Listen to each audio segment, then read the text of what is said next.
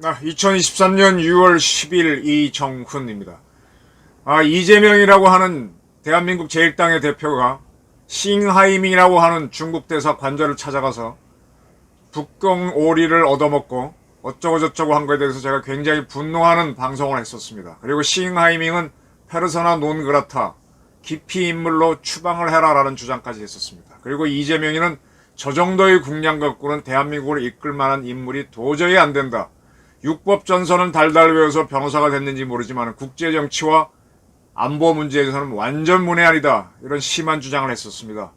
하루가 지나고 나서 보니까 대체적으로 제가 좀 빠른 판단이었는데 그쪽으로 여론이 만들어지는 것 같습니다. 조선일보 사설을 보니까 뭐 어떻게 구했는지 그 승질 사나운 이재명이 이렇게 손을 모으고 앉아있고 이 싱하이밍은 자기네 관절하고 쪽벌람을 하고 있는 사진 딱 내세우면서 참 꼴불견이다 하는 이런 사설이 나왔습니다. 네. 그리고 저도 얘기했지만 모든 사람이 다 알고 있지만 잘 얘기하지 않던 것. 어떻게 대한민국은 장관 내지는 부총리, 총리급 인물을 중국 대사로 보내는데 중국은 국장급 인물을 대한민국 대사로 보내느냐. 그것도 중국 대사관에서 중간급 간부를 거친 경력 가진 자들을 보내느냐. 너무 격이 안 맞죠. 한국이 우스운 나라라면 그럴 수 있겠지만 한국이나 중국이나 저는요. 제가 안보 문제를 쭉 다루면서 한국 사회 이중성을 발견했습니다. 중국산 물건 이런 거 보게 되면 싸구려 이렇게 인식들을 하고 있어요. 근데 중국산 무기 그러면 굉장히 핵이 있어 그런지 두려워합니다. 제 기억이 좀 오래되긴 했어요. 저는 중국 군함을 타본 적이 있습니다. 한국 해군하고 같이 한국 해군이 중국을 방문했을 때 그들이 보여줘서 제가 기억이 그거예요. 우리 함정이나 미국 함정 타서 탕탕 쳐보면은 둥퉁 하고 울려요. 갑판이 쇠가 두꺼워요. 중국 거는 탕탕 치니까 탱탱 하고 울리더라고요. 가볍구나. 얇게 만들었구나. 두 번째 이제 우리 조타실이라 그러죠. 자동차로 얘기하면 운전대입니다. 배는 크니까 이제 여러 명이 조정하니까 조타실, 조함실이라 그러죠. 함정에서는. 거기 가서 보니까 제가 뭐 짧은 지식이지만은 얘네들 군함인데 조함실 장비가 이거 어선용 장비 아니야? 상선용 장비 아니야? 저는 그건 발견했어요. 지금 중국의 항공모함이 랴오닝함이 있는데 랴오닝 항공모함이 미국의 항공모함이라든지 영국이나 프랑스의 항공모함은 전투 속도로 달리면은 30노트 항행이 가능합니다. 30노트면 거의 시속 55km 정도. 굉장히 빠른 겁니다. 물에서 55km면. 대부분의 서방세계 군함들이 30노트로 달리도록 우리나라 군함도 돼 있습니다. 근데 10만 톤급 항공모함이 30노트로 달립니다. 그거는 뭐냐? 그런 엔진을 미국의 회사들이 만들었기 때문에 가능한 겁니다. 그러면은 이 선박회사 중에서 항공모함만큼 큰 게 컨테이너 쉽들입니다. 컨테이너 선들하고 유조선들이 뭐 30만 톤, 20만 톤 그러는데 그거는 거기에 담을 수 있는 기름의 양이나 이 컨테이너의 양을 얘기하는 거고 배 자체의 무게는 군함은 배 자체의 무게로 따지거든요. 그래서 군함은 10만 톤이라 그러면 곱하기 3을 해서 일반 상선으로는 30만 톤으로 봐야 됩니다. 그러니까 30만 톤 유조선, 30만 톤 컨테이너십이 항공모함과 비슷합니다. 그런 배들이 지금 세상에 많이 있어요. 그럼 그런 배들은 30노트로 달리느냐? 못 달립니다. 왜? 30노트로 달리면 너무 많은 에너지를 써버려. 그래서 빨리 배달해봐야 남는 게 없어.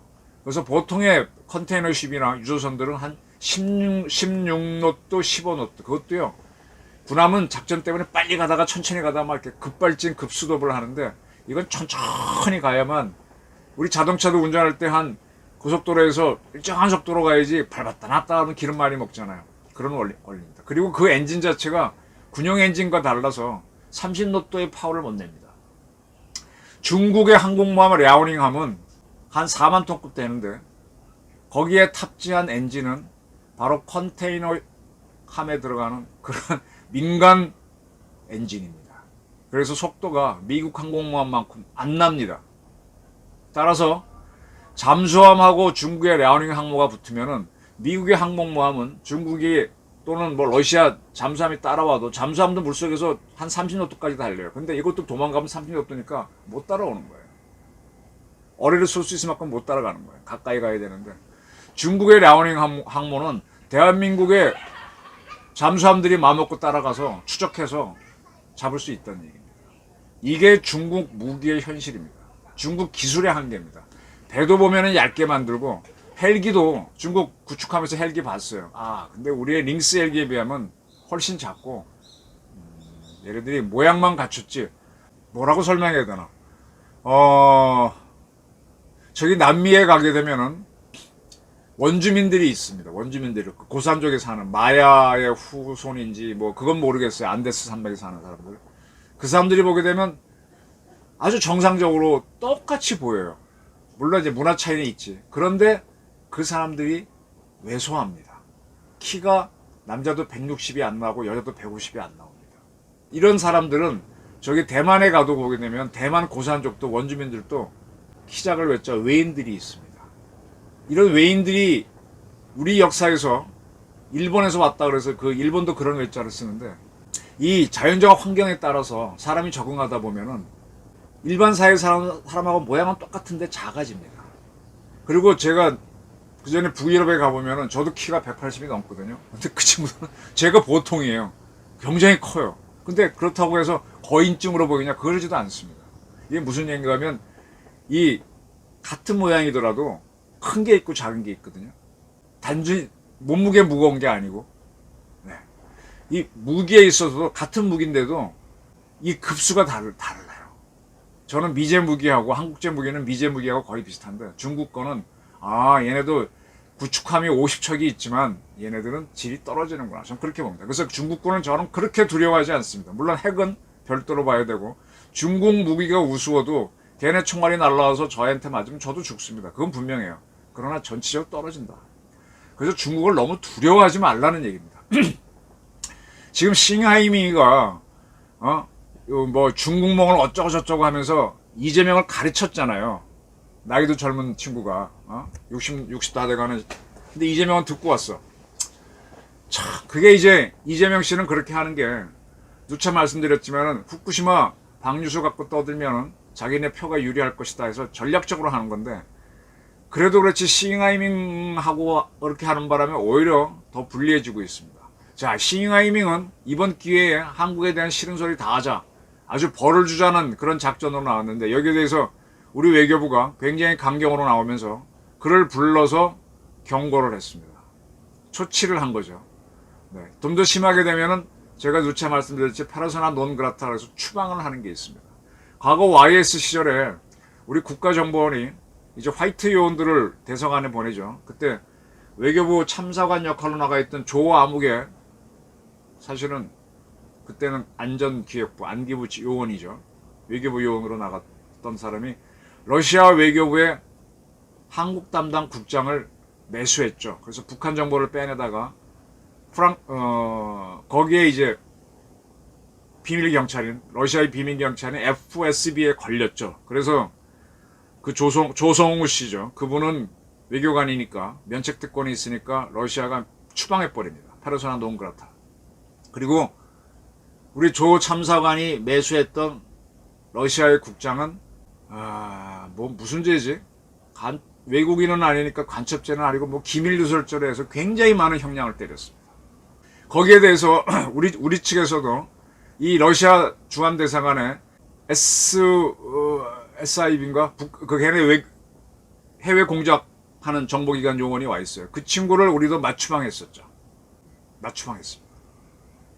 그래서 그때 한국과 러시아 관계가 막 출렁이면서 우리가 러시아를 냉정하게 보게 됐고 한미 관계의 역사에 있어서는 역시 김영삼 정부 때인데 그때 북한이 강릉으로 간첩 침투용 공작원 침투용 잠수함 상호급을 내려보냈다가 조작 미숙으로 좌초가 돼서 발견됐습니다. 근데 그때 김영삼이가 얼마나 지금 저 노무현이라든지 문재인처럼 미국하고 맞서갖고 뭐 어쩌고 우리 민족끼리 어쩌고 헛소리 하고 있을 때였거든요.